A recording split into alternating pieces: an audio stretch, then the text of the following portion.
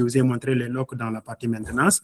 Donc, du coup, c'est ça. Donc, l'idée, c'est que vraiment que vous puissiez comprendre exactement ces genres d'informations qui peuvent vous aider en quelque sorte. Bon, vous n'êtes pas totalement et directement relié à ça, mais c'est bon de savoir hein, donc, ces infos pour vous dire que ça existe. Parce que l'objectif de cette formation, je répète, donc c'est plutôt que vous comprenez l'environnement, que vous comprenez tout. Et après, même si vous restez sur une partie de data, sur une partie de fonctionnalité de data IQ, vous avez la connaissance de ce qui se fait au niveau des autres personnes, qu'est-ce qu'ils sont en train de faire, comment ils le font. D'accord? C'est ça l'objectif. Alors, tac, tac, tac. On revient ici. D'accord, donc du coup, ouais, c'est bon. Ça vous va? On continue comme ça pour les 18 minutes qui restent, comme ça vous comprenez? Ou bien vous pensez que c'est difficile? D'accord, ça va, ok. Ne vous inquiétez pas. Donc, si vous avez des questions, de toute façon, ouais, donc il y a Momodou qui demande l'enregistrement, ne vous inquiétez pas, je vous enverrai le lien de l'enregistrement, vous aurez l'enregistrement dessus, pas de souci, donc ça c'est fait pour ça. Il n'y a pas de souci si vous êtes en retard, donc de toute façon, il y a l'enregistrement.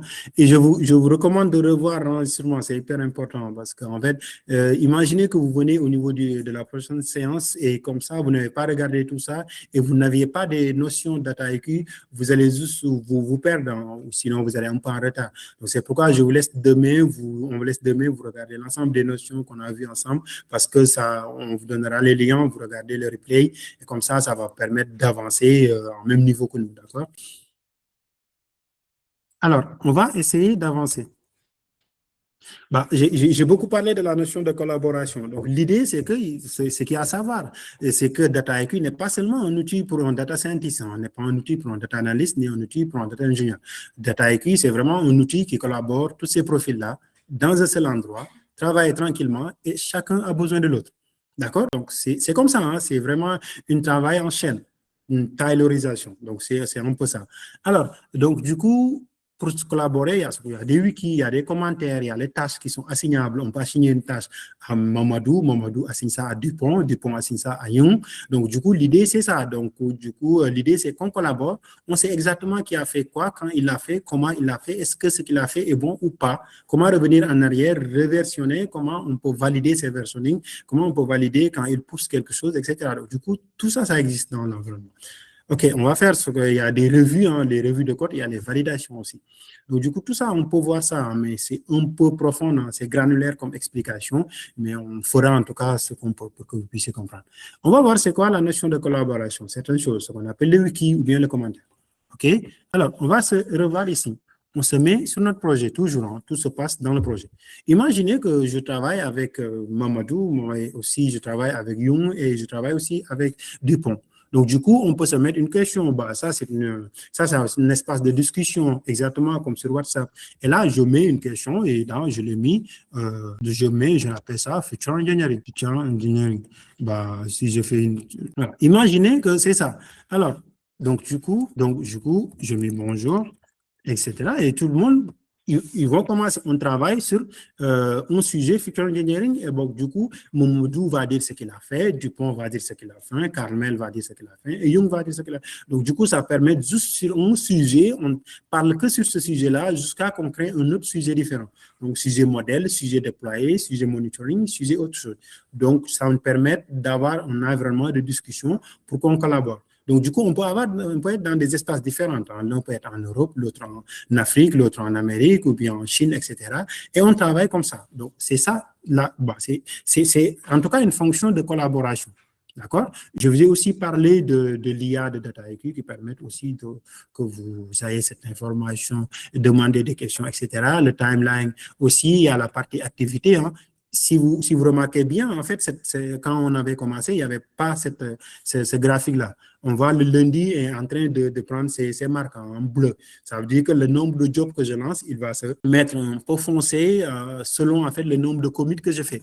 Voilà, donc une commit, c'est exactement l'action que je lance exactement. D'accord? On peut lancer, on peut voir aussi par user, donc on peut voir aussi par commit, on peut voir aussi par...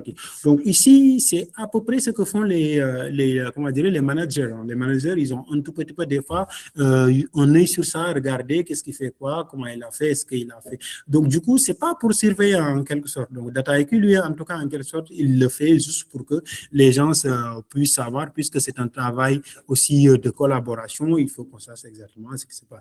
Bah, la plupart du temps, ils ne regardent pas, mais ça, en tout cas, c'est une fonctionnalité que je vous parle pour que vous puissiez aussi vous savoir, parce que vous êtes les producteurs.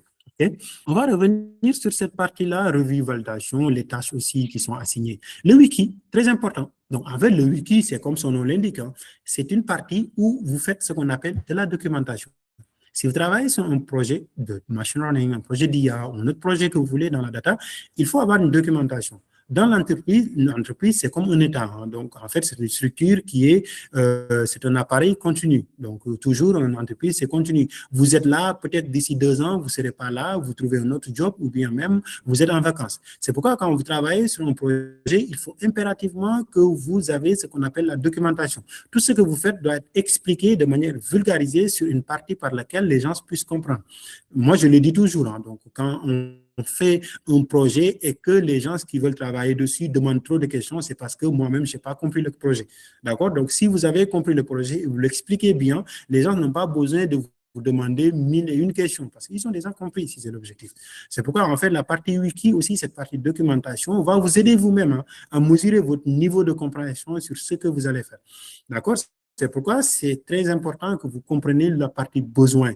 Donc, ce que le client a besoin et vous-même ce que vous avez besoin de faire.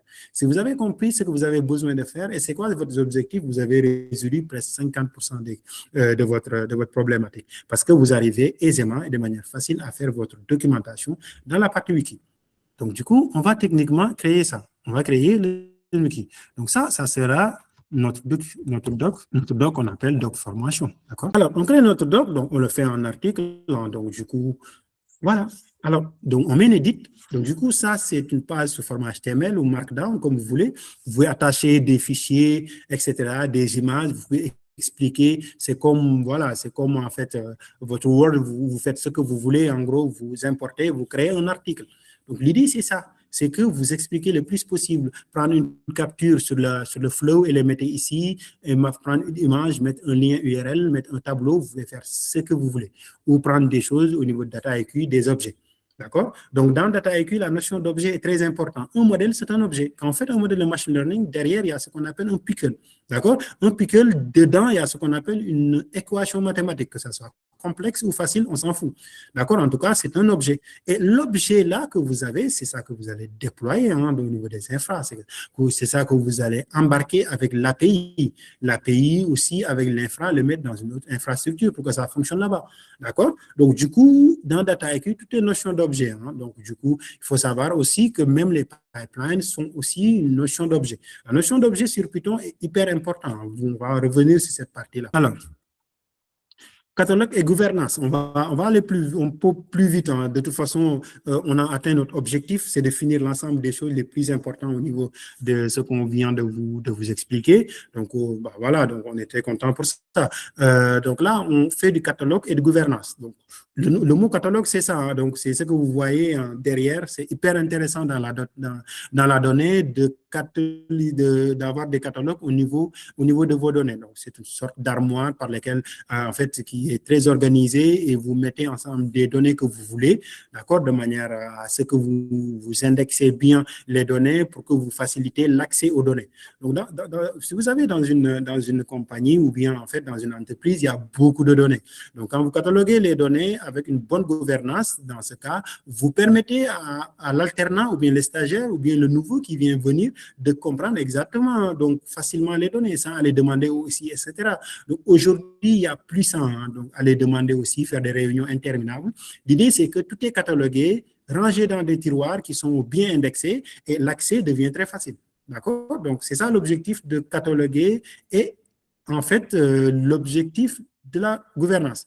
On va parler de gouvernance. Donc, DataIQ a un outil qu'on appelle DSS Governance. Donc, juste DSS governance, c'est ce qu'on appelle data governance de data IQ. Donc, DSS, je vous ai dit que c'est la même chose data IQ. Quand vous entendez data IQ, DSS, c'est la même chose. Et DSS, ça signifie data studio, data science studio. D'accord? C'est un studio par lequel on peut faire data science. Mais aujourd'hui, data IQ, c'est au-delà de la data science. C'est au-delà aussi du data scientist. Donc, il va toucher l'ensemble des profils data. On se dit la vérité.